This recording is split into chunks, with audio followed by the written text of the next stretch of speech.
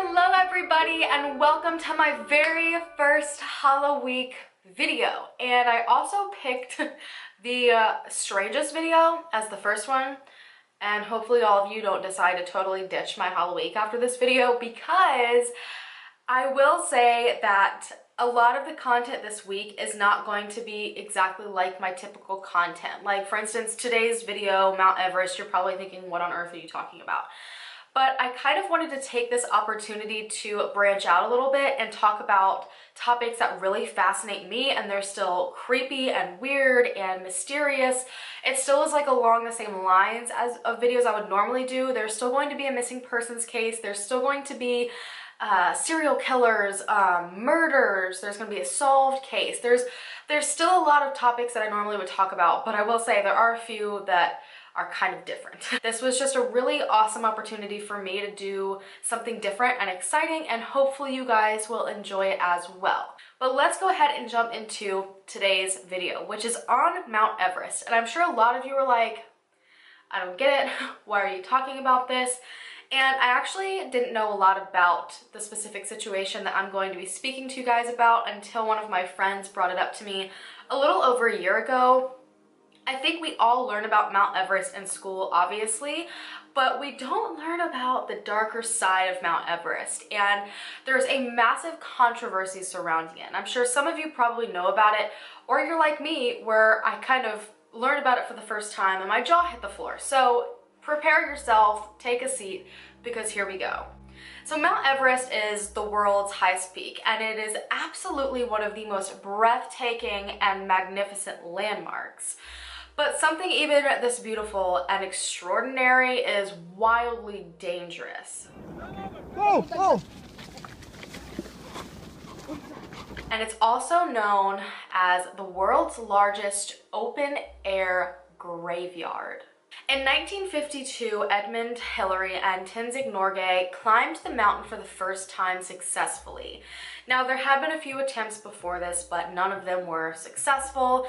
And since they achieved this, thousands and thousands of people have followed in their footsteps. Every single year, around 1,200 people test the boundaries of nature and the limits of their body, starting in climbing season in May. They face temperatures that dip far below zero, frostbite, altitude sickness, and potential death, all for the sake of just saying they climbed the mountain. But with all these dangers still does come success, especially in 2018. 2018 had the most ascents by both male and female climbers, and the first double amputee successfully made it to one of the two summits. In all, 715 climbers had a successful trip, which totally blew the 667 record from 2013 out of the water. And while this seems exciting and fulfilling and challenging, unfortunately, many didn't make it. Grim discoveries raising new questions about the safety of climbers on Mount Everest. 4 bodies were found yesterday inside a tent at a camp near the summit. Camp 4 is nearly 3,000 feet from the top of the world's highest mountain. American doctor Roland Yearwood is among 4 other climbers who died last weekend. This year's death toll on the mountain has risen to 10. The deaths come as Everest is seeing more climbers than ever. The Nepalese Tourism Department has issued a record 371 climbing permits for foreigners. Experts say overcrowding could make scaling Everest even more dangerous. Bishop also believes some climbers are failing to take necessary precautions. There are over 250 deaths from climbing the mountain. 6 of those are from this year, and most of the bodies are still frozen on the side of the mountain wherever they succumb to the elements. People blow off the symptoms of altitude sickness when they first appear, assuming they are just suffering with a minor illness, and instead it takes their life. Some people end up not realizing that they've dropped the tiniest piece of equipment that is detrimental to their survival. Some people simply just don't drink enough water by like the smallest amount, and the smallest thing and shortest hesitation on whether to turn back or not can turn a trip deadly in an instant. The top portion of the mountain is known as the death zone. Anything above 26,000 feet, you literally spend dying.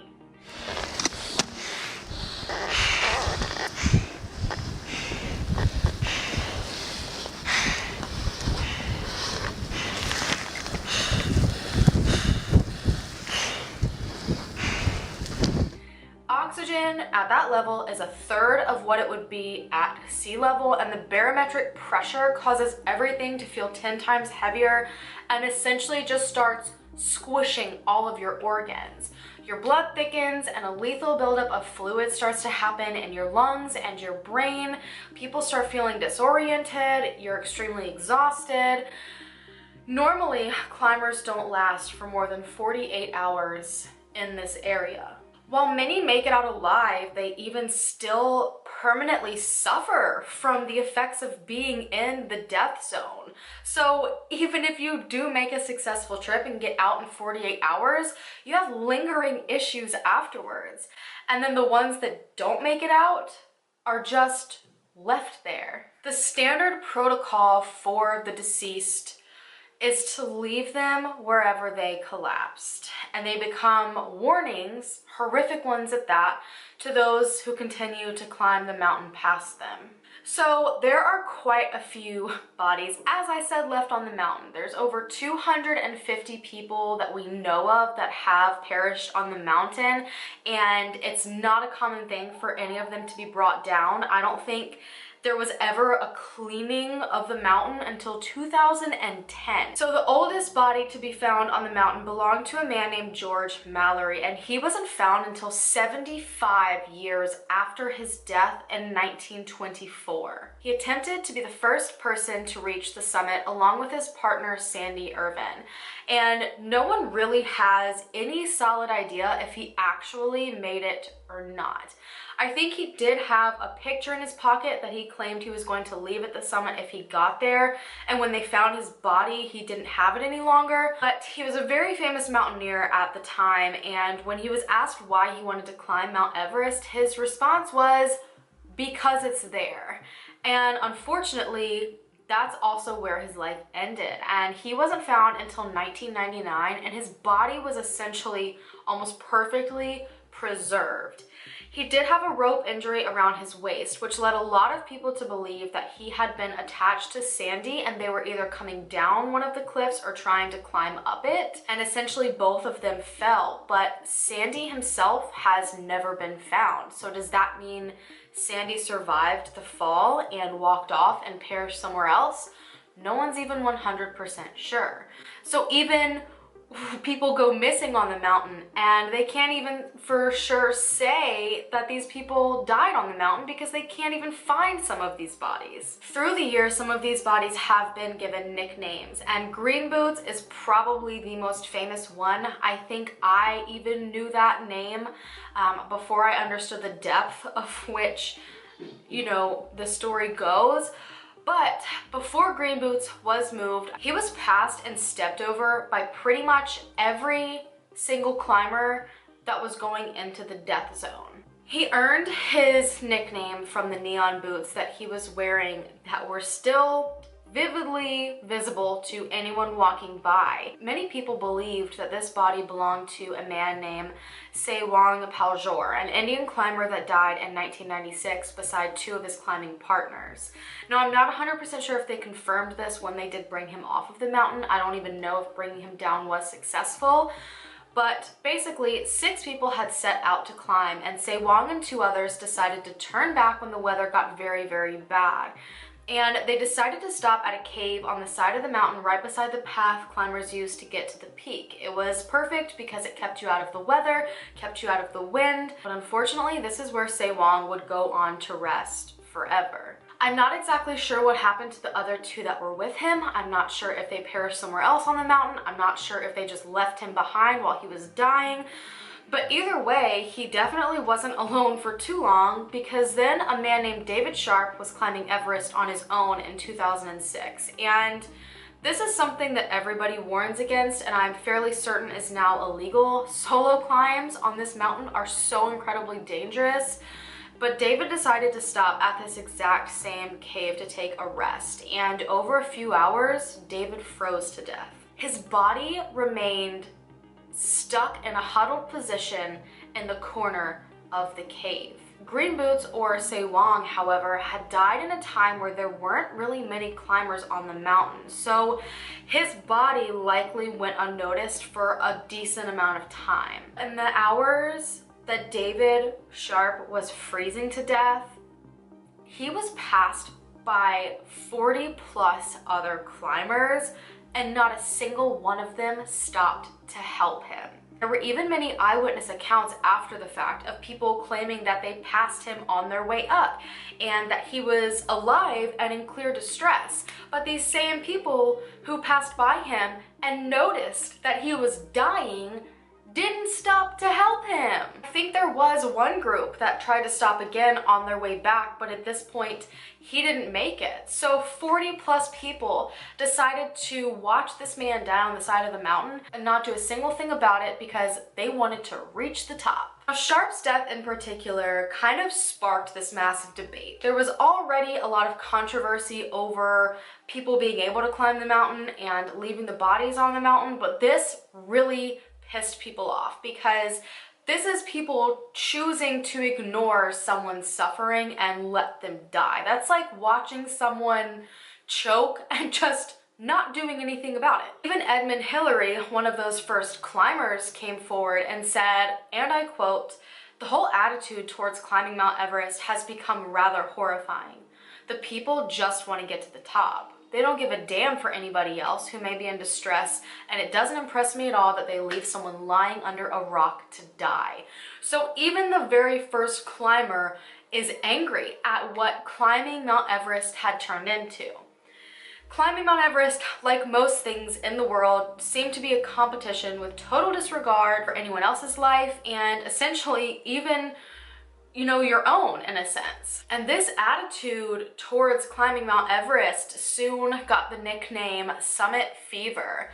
And it even seemed to be an issue with George Mallory because of his statement that he wanted to climb it just because it's there. And then there's the body of Hannelore Schmatz. So she was the first German citizen to die on the mountain and the first female. Hannelore successfully made it to the top of the mountain, but exhaustion started to set in on her way down.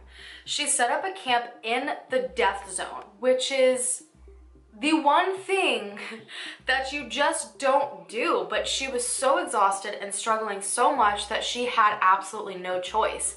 And somehow she managed to survive it. The next day, she continued on her journey, still suffering so badly from exhaustion, probably altitude sickness, probably frostbite, all of the different struggles that you deal with while going up and down the mountain.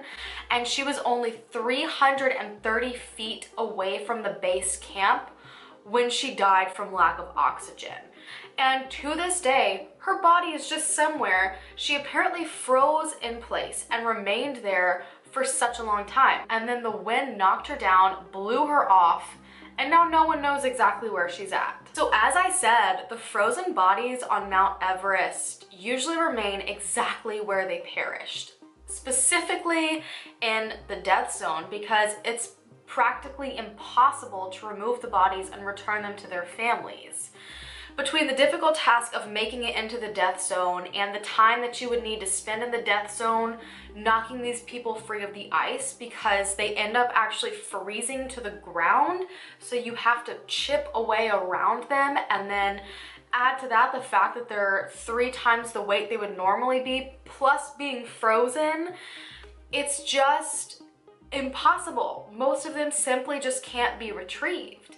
Occasionally, teams are sent out to gather as many bodies as possible, but even more deaths have occurred in this attempt. There are a few positive stories where groups of climbers at least have stopped their journey to help try to save the life of another, but even in these circumstances, it doesn't end well.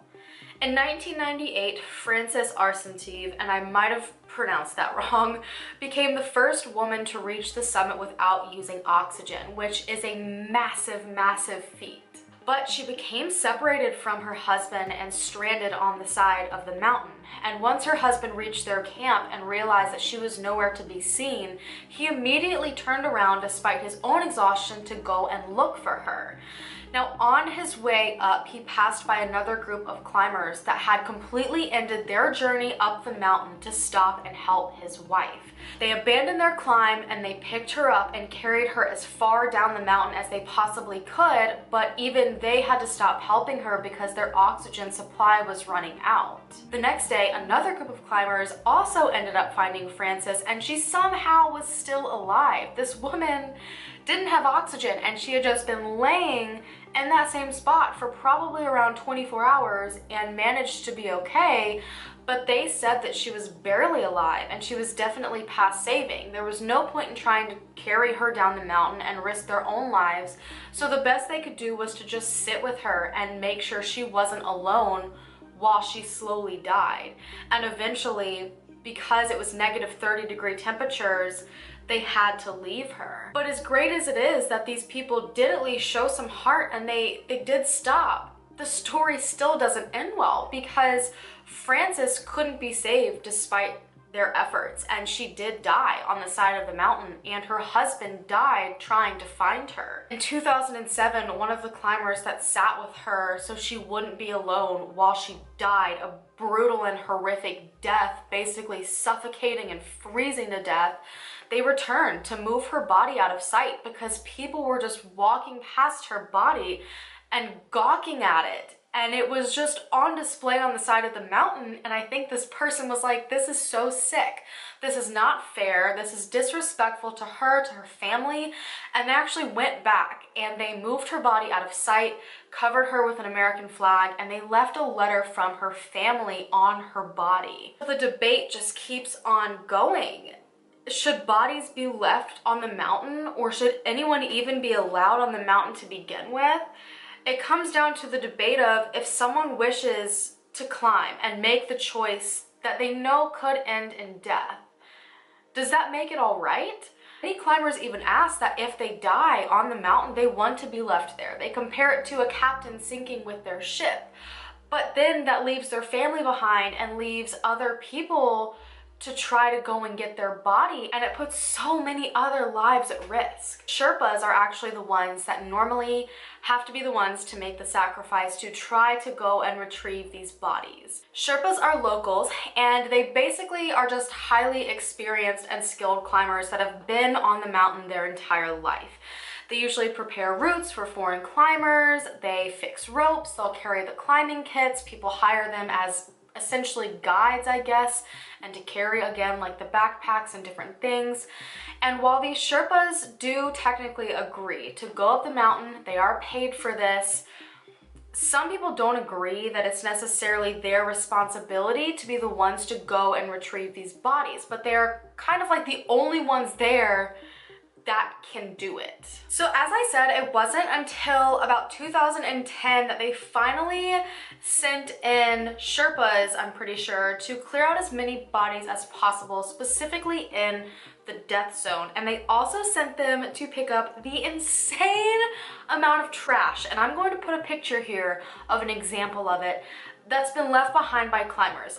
And this is another issue with a lot of people that don't agree with climbing the mountain, and the list can go on, because climbers, again, and that summit fever, they're destroying the mountain with trash so they can lighten their load, and it's just a disaster. And the amount of trash left behind takes so long to pick up, and a lot of people are pissed that one of our wonders of the world is just being destroyed and killing people, basically. But the thing is it takes 10 people to go and rescue one body an entire day, but nothing can really even be done with these bodies to bring them down other than just sliding them down the mountain. So they basically create this makeshift, I guess, like sled, and they slide these bodies down the mountain, and they can't do anything with them till they reach at least the base 2 camp, the level 2 camp. So there's 4 separate base camps on your way up the mountain before the death zone, but 3 and 4 are still too high, and since they don't have enough wood up there or any resources, they can't cremate these bodies even when they get them to level 3 or 4. They have to wait till they get to level 2 because that's the highest that a helicopter will go. So then they have to hire a helicopter to come and pick these bodies up off of the mountain. And that's just so far for one body. And to make things worse, the families essentially have not much say at all. It's hard enough to identify the bodies. You can't really bring them down to get a positive identification from family. They can't have an autopsy, and many families just don't have answers. Even if they are able to successfully identify their loved one, they don't know the circumstances, and it just, on top of that, not being able to bury them or bring them down, it's a ton to go through. For example, Se Wang, also known as Green Boots, his brother has come forward with his issues. First of all, they were unsure that Green Boots was Se Wang, and he not only had to cope with losing his brother, but then he got online and realized that his brother had earned this nickname of Green Boots, totally taking away his humanity and identity. And on top of that was just being stepped over by all these climbers, like his life didn't mean anything, like his body didn't matter, like he never was a person. And this is the type of thing that families have to deal with. Now, one climber named Seaborn Weathers actually almost died on the mountain and then wrote a book about it called Left for Dead. I had the misfortune of being on Everest in 1996 at what was at the time the deadliest day in the mountain's history. Caught in a terrible storm on the top of Everest, and we gradually began to freeze to death. And this is my death certificate.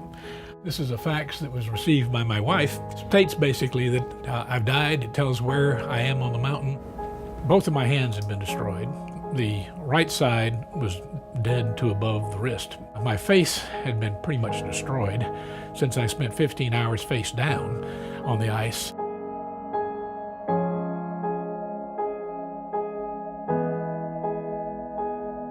And he basically was suggesting to everyone that was considering climbing the mountain to rethink that decision.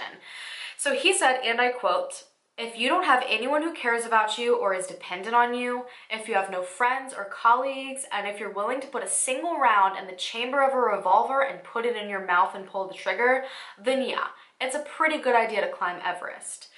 Deciding to climb the mountain despite others' warnings and the possibility of death and the chance that your family will never know what happened, might not find your body, and then if your body is found, it probably won't be brought down, is a massive price to pay. Not just for the climbers, but for their entire family and possible Sherpas that end up risking their lives to go and get this person. And there's even a massive cost to bring these bodies down. It's anywhere between 30 to 70,000 depending where on the mountain this person is to reclaim bodies. Add to that the priceless amount of lives lost trying to get to it. It's just a massive debate. There's also a huge debate on the climber side and kind of like the morality of it all and the rights we have as individuals to make our own decisions, because there's so much more to climbing Mount Everest than just going. It can cost around $60,000 plus just to climb Mount Everest. You need guides. I'm pretty sure maybe at this point they might be required. People normally hire Sherpas, and a lot of people hire two just in case something happens to one of them. You have to pay for food and supplies for your guides, for your Sherpas. You have to get a climbing permit, which usually is about $11,000. $1,500 in climbing fees, $4,000 for camp costs and travel to even get to the base of the mountain. You have to hire a yak to take all of your equipment to the base of the mountain, and then you stay in little like tea houses along the way until you get there. $4,000 in oxygen, $7,000 in gear, $2,000 to upkeep their campsites, and a 2-month commitment. So the people that want to climb the mountain are clearly dedicated to doing it, and they know the risks. They're willing to put forward as much money, if not more money, than your average person makes in a year to climb a mountain for 2 months. So the government is stuck in a situation where Everest brings in a massive amount of tourism, media, and income, but the safety concerns pose a massive threat. And people are questioning if the price of tourism is worth the body count, along with the inability to retrieve these bodies. People have highly criticized the government because they have gone in to make changes. They've amended some laws and some rules, but it seems like when they do this, they're still keeping the idea of tourism on top, and the laws that they're changing seem to just be to make people quiet. Like, it seems like they're changing things, but they're actually changing things that don't even affect the average climber on the mountain. I know the biggest thing they've changed is that they no longer allow solo climbs at all, and then just this year, after the very first double amputee climbed the mountain, they now have made that illegal, that if you are a double amputee, you cannot climb. So there are some things that have gone through that have made it safer, and they're also hoping that because you're not allowed to solo climb, that means that the most experienced who successfully made it alone, which is a feat in itself, they're hoping that those people will now be forced to go with groups, which could, because of their experience, help the groups be more successful overall, because they know a lot more than some of these groups might. But overall, to majority of people, it seems they're more concerned about the upkeep of tourism and less about the people that die for it. So does the effort put in by the climber to even get the chance to scale Everest, and their knowledge that they could die doing it and be left on the mountain, does that make it worth having people climb the mountain at all? Do you think it's worth risking someone else's life to bring down someone who has already lost theirs and then add to the body count even more? What do you think of those that see the prize of climbing as more important than someone they pass by that's in the process of dying? It's just such a controversial and fascinating topic, and I feel like it's just all extremes when you hear people's opinions. It's like people either think it's their right to die on the mountain if they want to, and that these people are crazy for even coming up to save them to begin with. And then there's just the overall human need to respect another human and their body and what we do with it. So it's just this massive debate, and I think it brings up a lot about someone's morals, how highly they hold their expectations of being able to make these decisions, and their confidence in what they do with their life is what they choose to do, and they have the right to do so. So I really would love to know what your particular opinion is on this. I do want to say I am not a climber. I don't know every fact about this, and I know this is probably going to trigger a lot of angry, crazy comments in the comment section down below, a lot of opinionated comments. I am not a professional. I haven't even stated my opinion on it for a reason. I just find it interesting, and I would love to see what you guys have to say and what side you're on, and I think we can all do that in a very respectful way, because I think that both sides see things so differently, and they all have very important to them reasons of why they think they should or they shouldn't be able to go up the mountain. I just find it interesting that it seems like most people that make it out unscathed go back and encourage everyone else to. But those who saw the real dangers face to face and almost died end up spending their lives writing books about it and encouraging people to never climb up the mountain. So it's almost like one of those situations of, we might think, oh, that'll never happen to us. I'm untouchable. Well, it didn't happen to me, so I'm fine. So does it come from a place of just ignorance, all these people that did get lucky enough to make it out all right?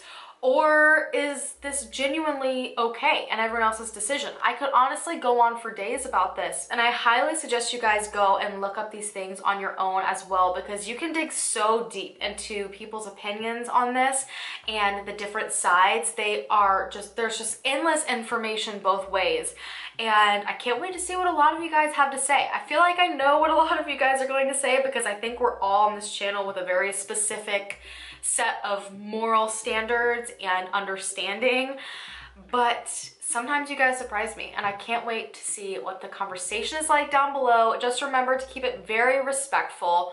We all can have very different opinions. That's fine. Someone else's opinion is not going to directly affect your life. Just keep that in mind. I feel like this has potential to get nasty in the comments down below. But yeah, so I hope you guys enjoyed today's video for Hollow Week. I hope you're excited for tomorrow's. Tomorrow's is definitely more along the lines of what I would normally do. Kind of. It's definitely one of the weirder ones, I will admit to that. But it's interesting and it's been very highly requested. Definitely leave a like so I can see if you guys enjoyed this different type of content, so maybe I can put it in every once in a while. And don't forget to hit the subscribe button to become a part of the Howlin' fam, and I'll see you guys in my next video. Bye!